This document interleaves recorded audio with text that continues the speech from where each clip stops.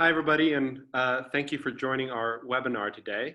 I'm Carlo Ladd. I'm an advocacy officer with Freedom United, and I'm leading on our campaign against forced labor in Eritrea. So why are we doing this? Well, to start with, to raise awareness. Very few people in the US, the UK, and other Western nations even know where Eritrea is, which makes tackling forced labor in the country that much harder.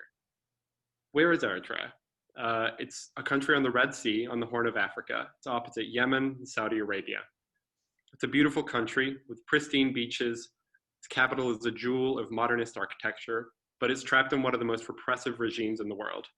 It's a country that's never held an election. It has no constitution, and thousands of its citizens are rotting in its jails.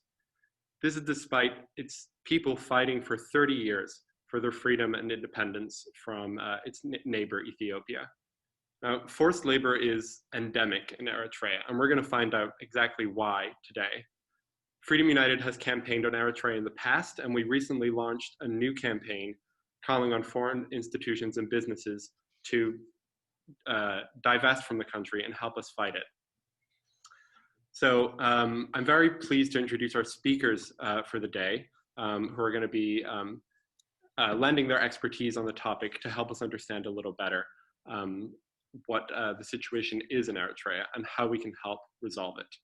So first, I'd like to introduce Martin Plaut, the former editor of BBC World Africa, who visited Eritrea both during its long liberation war and after independence. He's also the author of Understanding Eritrea, published by Hearst, and continues to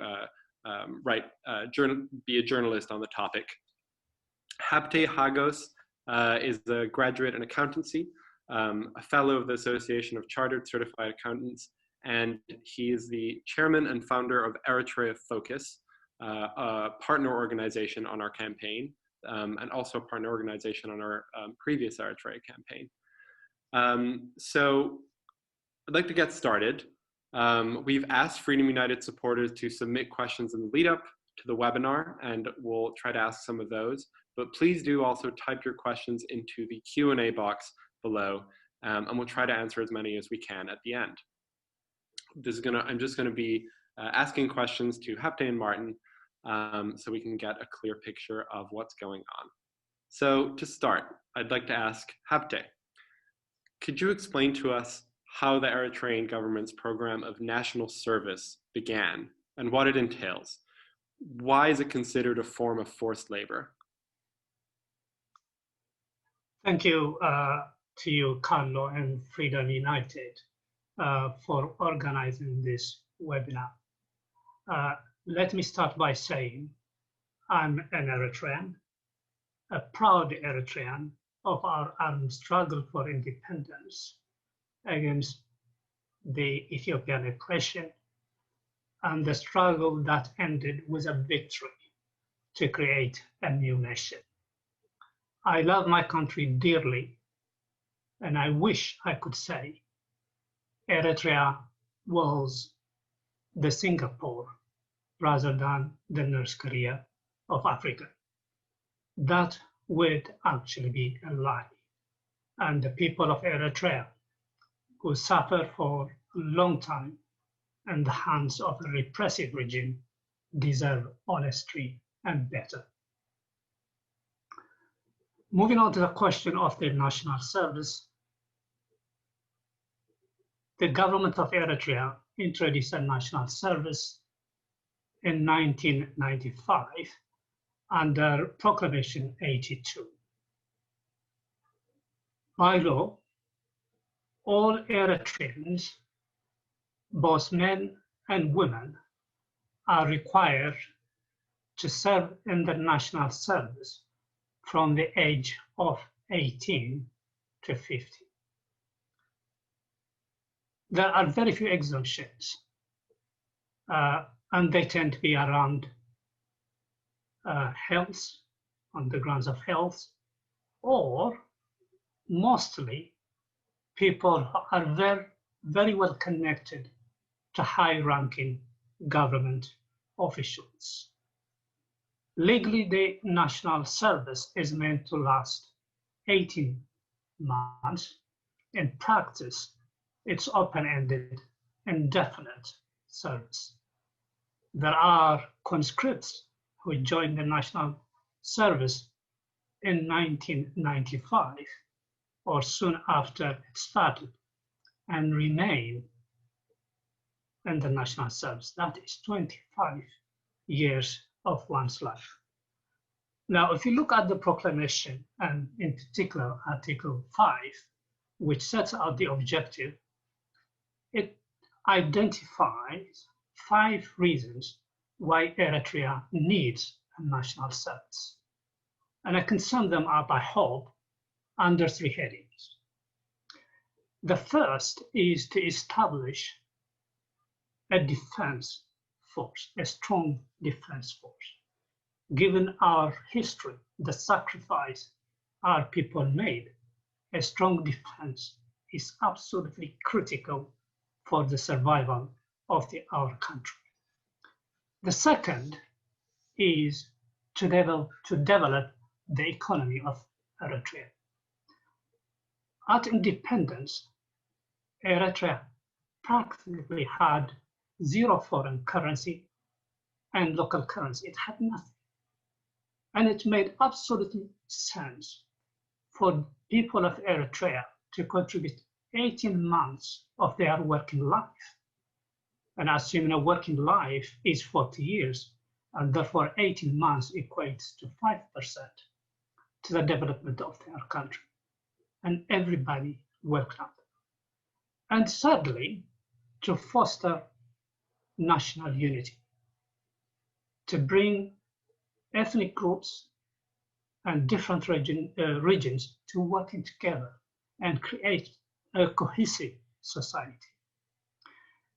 It is fair to say when the national service was announced, it was welcomed and applauded by almost every Eritrean, both within the country and those of us in diaspora. The tragedy, and indeed the horrific tragedy of the national service, is the way it has been executed. Let me explain. The working conditions in the national service are brutal, horrific, and inhumane. In 2018, Human Rights Watch reported, and I'll quote, "Abuse in the national service is rampant, and is the main reason why thousands of Eritreans flee their homeland. Conscripts are subjected to 72 hours a week working, severe punishment, women subjected to rape, and gross and inadequate food and accommodation." This is supported by another report from the US State Department in a year before it, I should say, which reports recruits to the national service were beaten and female sexually abused and raped. In 2015, the UN Commission of Inquiry reported torture is widespread, routine, and deliberate in the military. Conscripts are regularly punished and humiliated. In some cases, the punishment leads to frequent death. Is the national service a forced labor? In my view, the short answer is an emphatic yes. In 2017 and 18, Eritrea Focus carried out a research into the extractive sector in Eritrea, mainly focusing at the Bishan mine, at that time run by Nefsan, a Canadian company. We critically assessed the findings of our report against the International Labour Organization, or ILO, indicators of forced labor. In all cases, we found One, conscripts were forced to work for the government against their own free will through intimidation and threats. Excessive working hours, conscripts working up to 78 hours a week. Abusive working conditions, conscripts worked in conditions where temperatures can reach up to 46 degrees Celsius, that frequently led to heat strokes and death. Withholding of wage. The wages those workers receive are very, very small, and they have to maintain themselves and their family. Our study into the extractive sector, as I say, focusing on Bisha mine, identified the highest pay of workers in Bisha was 38 cents per hour, and the lowest 21 cents per hour. And that, by my calculation, equates to around about $20 a month. That is an abuse of power.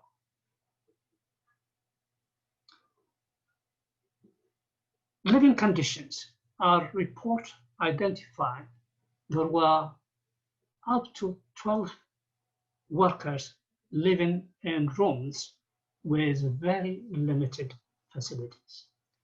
To me, all of those are indicative of slave labor and gross human rights abuse which the Eritrean government is responsible for. Thank you. Thank you so much for that insightful answer, Habte. Martin, you've reported in Eritrea for the BBC over several years, in addition to other publications. What have you seen change in Eritrea over the years, both in the forced conscription system and in other aspects of the government and society? What happened to the promise that Habte mentioned, that the forced conscription system would only last 18 months? Well, I think the thing one has to remember is that when Eritrea finally achieved its freedom after 30 years of fighting for it in 1991, there was absolutely an outburst of joy amongst ordinary Eritreans, and they welcomed the new government and the freedoms that it had promised them. It had said that they would have a free society in which they'd be able to exercise a proper democracy. Absolutely none of those came about. And the problem is that the form of forced labor that Habte has outlined to you has really not changed ever since 1995. In fact, if anything, things have got worse, because after a terrible border war that there was with Ethiopia, this was ended in 2000, in which 100,000 people died. There was then a further crackdown. Even the limited internal discussions were destroyed. All the independent media were crushed. And frankly, there is no indication whatsoever, although there have been promises from time to time by ambassadors, Eritrean ambassadors and ministers, that there would be a change.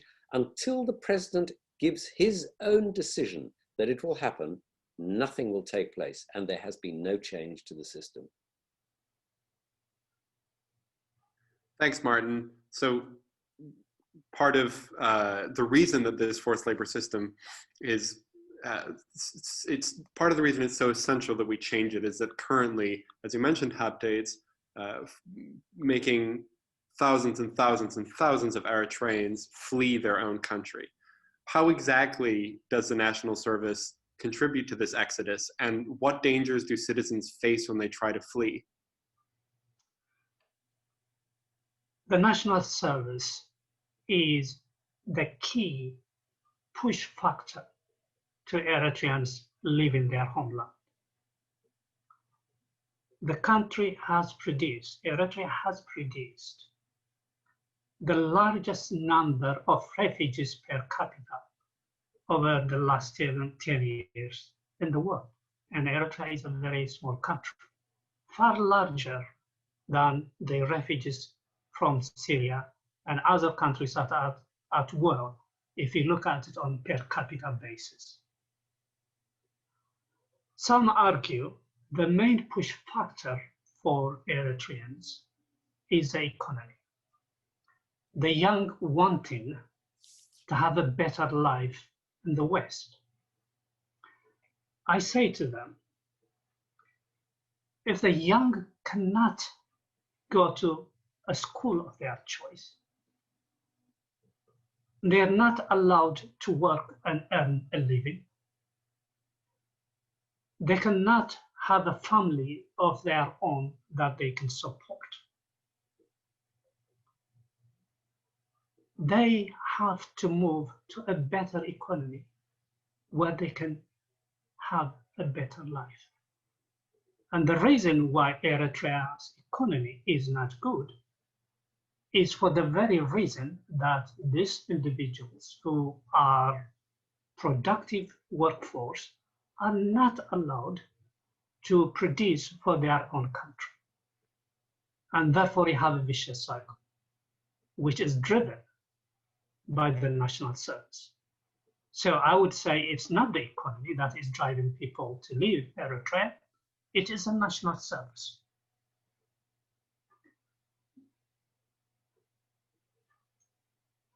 In terms of the dangers they face,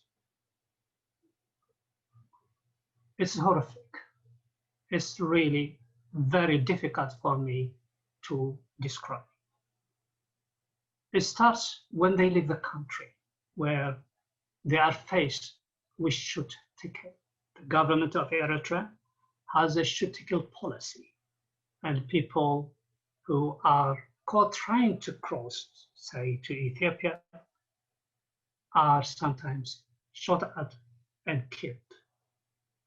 And this is corroborated by independent assessments such as Amnesty International, who reported in 2017, and I quote here, a shoot to kill policy remained in place for anyone evading capture and attempting to cross the border into Ethiopia. In 2017, Doctors Without Borders reported it was common for Eritreans crossing the border to Ethiopia to be shot at or witness others being targeted. Second, they become victims to people trafficking. It is sad, but it is true. People trafficking actually starts in Asmara, the capital city of Eritrea, and from other neighboring countries, such as Ethiopia and Sudan. Traffickers extracting huge sums of money from their victims, drag their victims across the Sahara Desert to Libya, and then on rickety boats across the Mediterranean Sea. Huge numbers of Eritreans have perished, have died. Those that are lucky that reach Europe find life very difficult. And a lot of them are stranded in refugee camps for extended period of time, some for years on end.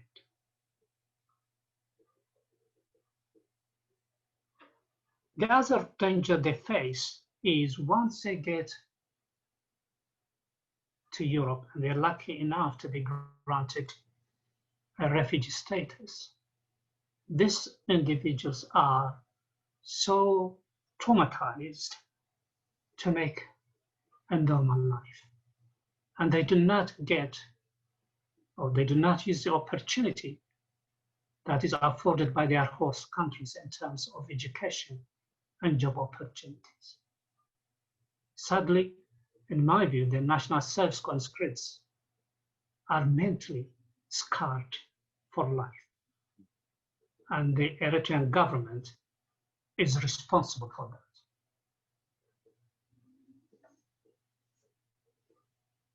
Thank you, Habte, for that answer.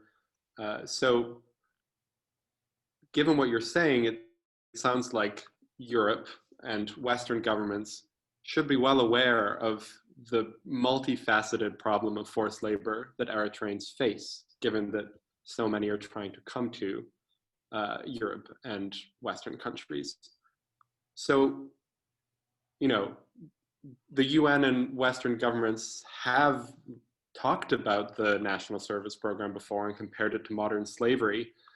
But Martin, maybe you can talk a little bit about why these condemnations haven't made any progress so far. Why has nothing changed despite the constant influx of Eritrean refugees to Europe and the condemnation of the national service on the part of some members of the UN and Western governments? Well, you've put your finger on exactly the problem. In 2015, there were 1 million people who arrived as refugees in Europe. Many of them were Eritreans. Of course, there were a large number of Syrians as well. But the political leadership in Europe frankly panicked. And they have now attempted to effectively build a wall across the Mediterranean. It's not a physical wall, but nonetheless, they've put in every restriction you can possibly imagine. But the other half of that policy is to frankly make an alliance with a lot of regimes in Africa, including the Eritrean dictatorship. I mean, there's never been an election in Eritrea, and it is genuinely possible to say that this is one of Africa's worst dictatorships. And yet it hasn't prevented the European Union from having close, direct relations with the Eritrean government, and in fact has put hundreds of millions of euros into projects inside Eritrea. And the worst part about this is that they know, and they say so in their own documents, that slave labor from the National Service Campaign is used directly in projects which are funded by the European Union. There's no question about it. These are actually said so in the documents that the European Union has provided. And that is it's an absolute travesty of everything that Europe stands for, of its democracies and its policies, that it allows projects which it knows are funded by itself to have slave labor working for it. It's an absolute outrage. Thank you, Martin. So on that, last week in the news, we saw that a lawsuit against the EU that was filed on the part of a group of Eritreans in Amsterdam was withdrawn because the EU promised that it would no longer build roads in Eritrea. So Habte, I wonder if you could maybe elaborate a little more on the road project that triggered that lawsuit, how it was complicit in forced labor, and what does it mean for the country that the EU has now promised no longer to build roads? According to the European Union, the aim of this project was to contribute to the peace and economic development of both Eritrea and Ethiopia, following the signing of the peace agreement between the two countries way back in 2018. Some would argue that peace agreement has stalled or even has already died. But the European Union felt it strong that they need to ensure that sufficient funding is put into the project to make sure they ease life into that peace process. So the project itself is trying to connect or rehabilitate a road from the port of Massawa on the Red Sea coast to the Ethiopian border. Ethiopia is a landlocked country without a sea access. The border has been closed and was closed from 1998 2000 border war up to the peace signing agreement. It subsequently opened briefly and has been closed for the best part of 15 months now. Now, even if the road was to be completed, it is a road to nowhere. And in my view, it's actually a waste of taxpayers' money. But what the EU has done is commit 80 million euros, knowing that the workforce will consist of three types. The first slide, the action plan from the European Commission says, will be government professionals. The second group will consist of national service conscripts, and the third, local communities. And therefore, the European Union knew, the EU knew from the outset, slaves would be used in the road construction project. The full fund has been allocated, but the European Union, following litigation in Amsterdam and possible litigation in the UK, has now said it will no longer fund the project, and indeed, it will no longer fund any road works in Eritrea. The work that they have paid 80 million euros will continue, and indeed is continuing. Now, is it a forced labor? I think Martin is replied to that question. The EU has openly admitted conscripts are used, and conscripts under the United Nations investigation are deemed to be forced workers and therefore slave labor.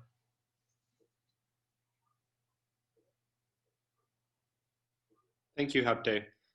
So I think this brings us nicely to talking about Freedom United's campaign.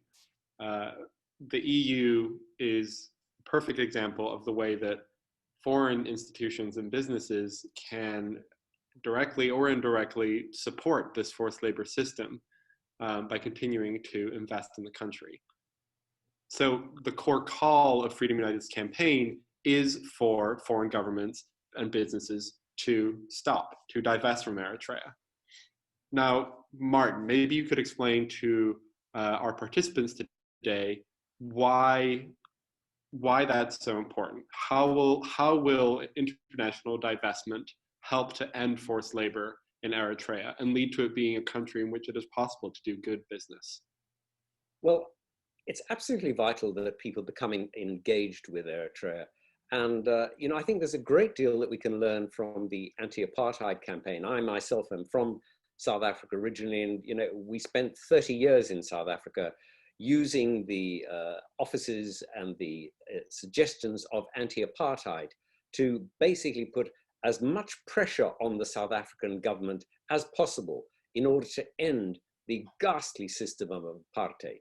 It took 30 years, but in the end, by ratcheting up the pressure politically, but also economically on the government of South Africa, we cracked apartheid. And I believe that exactly the same kind of lessons can be learned in Eritrea. We do have ways in which we can restrict the funding of key projects, particularly in the mining sector that Habte's talked about, but other areas as well, and basically put pressure on the Eritrean government to allow their people to be free.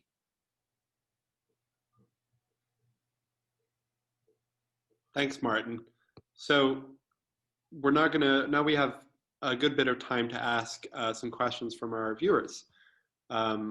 Thank you, everybody who submitted a question, and please do continue to submit them through the Q&A box. We will get to as many as we can. So, Martin and Habte, who decide between yourselves who will take these questions. But one important question that has been asked is, how can we avoid divestment hurting Eritrean citizens? How can we make sure that it's not harming indirectly the people it's trying to help? You want to give it a go, Habte? Oh, I'm happy to do so. I think that is a very, very good question and something that needs a careful assessment. It's a choice, in my view, between two evils. do you let people suffer indefinitely in the hands of a merciless regime, or do you do something that is going to be painful in the short term, but hopefully bring a solution? Martin cited the example of South Africa and the economic sanctions that brought the apartheid regime to its knees, basically, and brought apartheid to an end. And if we're going to bring a change in Eritrea, the only thing the Eritrean regime understands is money, economy. And if we tackle that, I'm sure the Eritreans will be free. Thanks very much for that answer, Habte. Another question here. So Freedom United's campaign mentions Danakali, an Australian mining company that is operating in Eritrea. Are there any other mining companies that are interested and active in Eritrea? What role do mining companies play in existing conditions? Or shall I give that one a go? I mean, Habte's done a lot of work on this, but yes, there are other companies. I mean, essentially, there are two major deposits that we know of at the moment. One is what was a gold and copper mine, and that's the Bisha mine run by Danakali. But there's the Bisha mine. But there's another mine which is now a huge potash deposit, which is on the border between Ethiopia and Eritrea. In fact, it spills over into Ethiopia. And that is just massive. One of the biggest deposits in the world, could be 200 years of potash that can be extracted from there. There's even a possibility of building a new port to take it out. So it's a massive opportunity. And of course, a great one that the Eritrean people could benefit from. But they never see any of the money that flows in through these contracts. It all goes into the government, and what the government does with it, Lord knows. But Danakali is an Australian-based mining company. There are others who invest in it, and some of them, perhaps, which Habte can just comment on, that there is also some funding which comes through the London Stock Exchange. Yes, there's a large number of companies, and at the last count, there were around about 18 companies operating in the extractive sector in Eritrea at various stages. And our understanding is there were 3 or 4 coming pretty close to the extractive stage in exploiting the natural resources. Bisha, which was owned, as I said earlier, by Nefson, was extracting gold, and it has since January 2019 been transferred and is owned by a Chinese company. Danakilia, which, as Martin said, is a potash mining company owned by an Australian, Danakilia Limited, is listed in the Australian stock market and in the London stock market. Some of the biggest investors in Danakilia are the likes of BlackRock in the United States, JP Morgan, UK, Barclays, and a number of other financial institutions. So the slave labor in Eritrea is not only operating by mining companies, but it's actually financed by financial institutions in London and various parts of the Western world. And unless we tackle that through some sort of campaign similar to that similar to what happened in South Africa, I'm afraid slavery and forced labor in Eritrea is not going to end. Can I just make one final point on that? It was when the pension funds in the United States decided to end loans to the South African government. That was the moment when the apartheid government basically said, enough, we've got to settle. So it can have a huge effect, and it depends on pressure from the outside world. I think just to add to what Martin said, this notion that sanctions will affect the citizens of one's country is something that one needs to be considered very carefully. But sanctions, for example, or targeted sanctions, do not necessarily actually have any impact on the citizens of the people. Now, the roadworks, for example, between the port of Massawa and the Ethiopian border, the British embassy in Asmara said it would have health and safety issues to its citizens. The people of Eritrea do not have food to eat, rather than let alone drive on those roads. And when you have embassies actually advocating with that kind of sentiment, you begin to wonder whether these people actually understand what is happening on the ground. And you could say the same about a lot of other embassies. Many embassies that are based in Eritrea do not have really understanding of what is going on in the country.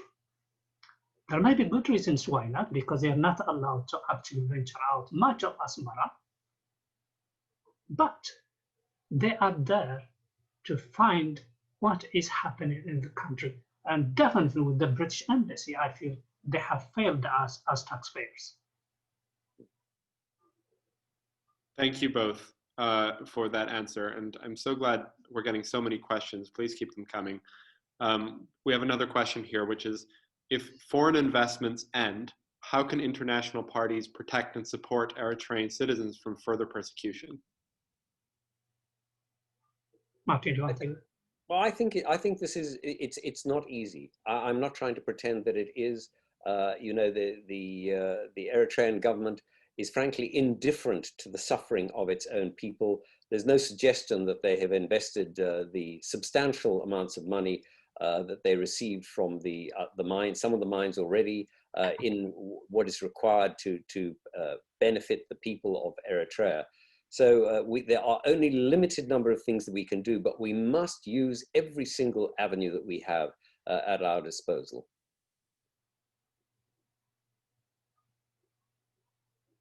Thank you for that answer, Martin. So another question. How much of a voice do Eritreans have in their own country? Maybe Habte, you can answer this one.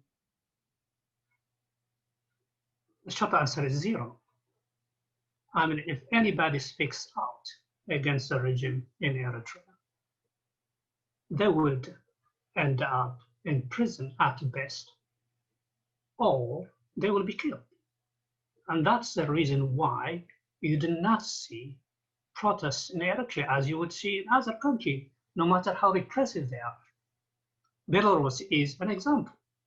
You know, they have a dictatorial regime, and yet people are out and protesting.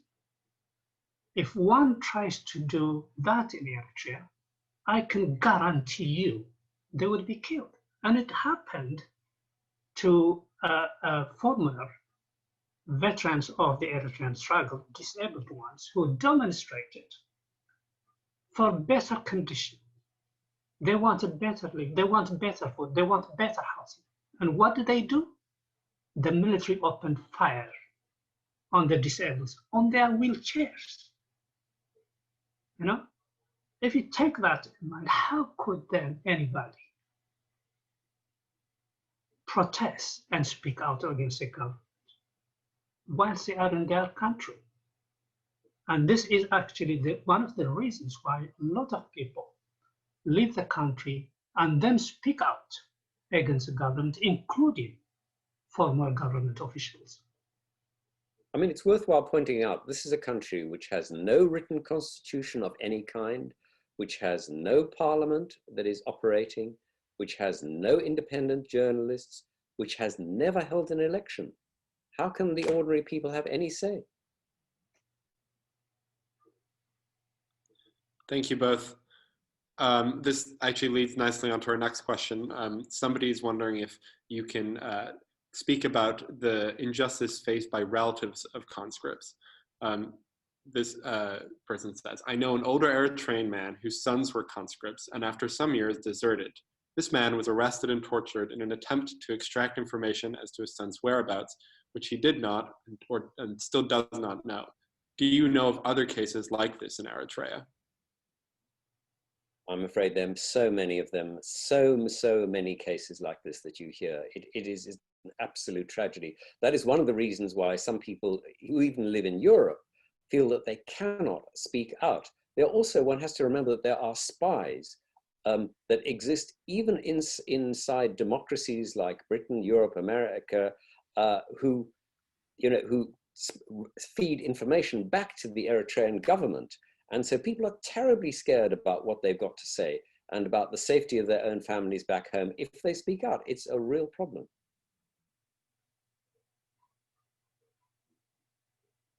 So another question here. Sadly, apartheid may be officially gone, but on the ground, it's still there, just not racially now, but classist and economic. How do we stop Eritrea from going the same way? I don't think it will be easy and straightforward. Transitioning from one regime, especially from dictatorship, to one that is under rule of law, is not going to be a quick one. But going by the Eritrean experience, post-dictatorship, post the current leader, the Eritrean people, even during the difficult times, lived harmoniously, supported their family. Family values is absolutely the foundation of Eritrean society. You would find one diaspora member, a diaspora, Eritrean diaspora, supporting up to a couple of dozen relatives in Eritrea. That is our value. That is our culture. We help each other. And this is the very fabric the current regime is trying to destroy. They are trying to divide us. They are trying to exile Eritreans from their own homeland. Yeah, but our value is such, and hopefully, once this repression is over, we will restore our history and we will support our family and help each other. I have no doubt that will happen. Thank you, Habte. I hope so too. A timely question here. What are some of the particularly new challenges brought about by the COVID-19 pandemic? Are the current restrictions on movement a further setback and comparable to those added in 2001? I mean, just very briefly, the Eritrean government has actually worked pretty hard to try and halt the COVID pandemic. And, let me give them credit for the work that they have done, but it is extremely difficult. One of the major problems is that there's a very poor water supply to many places, including the capital. This means washing your hands becomes terribly difficult. And they've also used the restrictions to further crack down on people moving around the country. And that has left people hungry. There are real shortages. And so, yes, there has been, they've tackled COVID, but the cost has been very high, I think. I would tend to agree with that. I think the pandemic has been less of an issue in Eritrea.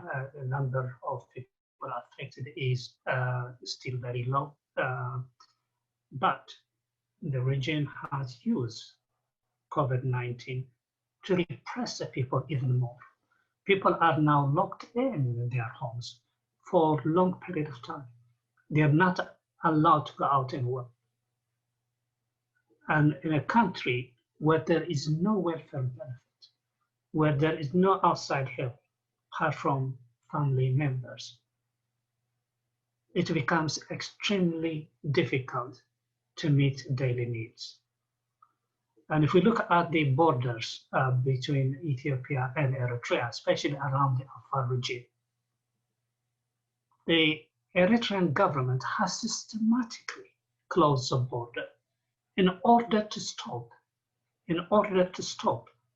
food moving from neighboring countries into the Danakilia and the Afar region. To me, this is a systematic ethnic cleansing which the government of Eritrea should be held responsible for. So a question moving back onto the mechanisms of forced labor in the country. You had both mentioned that the schooling system kind of leads into the forced labor system. Is there any evidence of forced child labor, so happening before that? I don't think there is of children being forced. I mean, of course, you know, some 60, 70, 80% of the population live in villages. And of course they work on farms in the villages, but that's very different. I don't think there's evidence, you know, before they go to, I mean, let me just put it this way. When you, in order to graduate from high school, you have to go to the military academy at a place called Sawa. And once you're there, you're in a military environment with military discipline.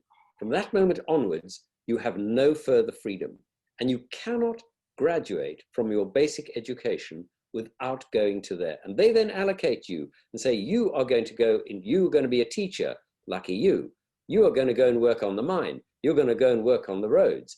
But that decision is made within a military environment. So it's not child labor in the sense that, you know, sort of 7, 8-year-olds are working in factories. I don't think that happens. I mean, Habte, please correct me if I'm wrong, but it is the way that the military system, from your final graduation at schooling, that leads you into this slavery from which you cannot escape. I suppose that probably is correct. There is no evidence to suggest child labor in Eritrea, not as far as I know anyway. Great. One final question from our audience. Is there a chance that the African Union and other countries in Africa could enforce something to end the forced labor? Or is this an internal problem of Eritrea? I'm afraid one has to ask oneself how often the African Union has ever done anything for another African country unless it was asked to do so. I'm afraid that, you know, the Ugandan President Museveni once, many years ago, described the African Union as a club of dictators. And I'm afraid it is the way they operate. They stick together, they do not intervene, they will not do anything to help fellow Africans, which is an absolute tragedy. And there are elements of their own constitution which would allow it, but you know, the number of times they actually do it is very, very seldom. Great. Okay. Well, thank you everybody who submitted questions. I'd like to close with one last question for both of you to answer. What message do you want to send to the EU and to other international actors who continue to operate in Eritrea despite the endemic forced labor that takes place there? Shall I start, Martin? I have 3 simple messages for the European Union and the international community. Firstly, despite what Martin said, engagement with the Eritrean regime will never work. It has never worked in the last 29 years. It will not work. It is not a regime you can enter into a dialogue with. They live in their own world. You might as well forget it. 2, foreign aid and inward investment to Eritrea, in my view, is tantamount to aiding and abating slavery in Eritrea. There is no sector in the country, there's no economic sector in the country where national service conscripts are not used. Third, the EU and the international community needs to come up with a new and innovative solution to the Eritrean problem, rather than throwing money at it and hope it will go away. It will not go away. To my mind, the only solution to the Eritrean chronic problem, the enslavement of our people, is economic sanctions on Eritrea. I feel bad to say that for my own country, for my own people. But if we're going to gain, then we have to suffer. Our people may have to suffer in the short term. I have no doubt, I really have no doubt, Eritrea will become an economic success and the fastest growing economy in the region once we have a proper, sensible, and accountable government in power. Thank you. Yeah, I mean, I completely support that. I think Habte is absolutely right. And that's why I so much welcome the attention that Freedom United has given to Eritrea. So many people have just walked on past. It's too difficult a country, it's too small, people don't care, and they don't even know where it is. And that's why I really welcome the work that Freedom United is doing across the world. And that is just such a powerful message to Eritrean people. You are not alone. People are standing with you. And our call to the United Nations, to the United States, to the European Union, to everybody who can lend a hand, and particularly also to the African states and to the Arab world, which is just across the Red Sea, is stand with the people. Stand with the people. Do not allow this slavery to continue. And thank you very much for everything that you've done, Carlo, and your colleagues. Thank you. I'd like to give you huge thanks to both Habte and Martin for giving us their time today to talk about this incredibly important issue. And I'd like to thank all of you who joined us today, and especially those of you who submitted questions. Please go to freedomunited.org/advocate/Eritrea and sign our petition so that we can make our call on foreign institutions and governments and businesses that continue to be complicit in the system, so that make our call to them to divest stronger. So thank you all for joining today. I hope you learned something, and I hope you feel inspired to go sign our petition. Thank you, Habte. Thank you, Martin. And hope everybody has a great rest of your day.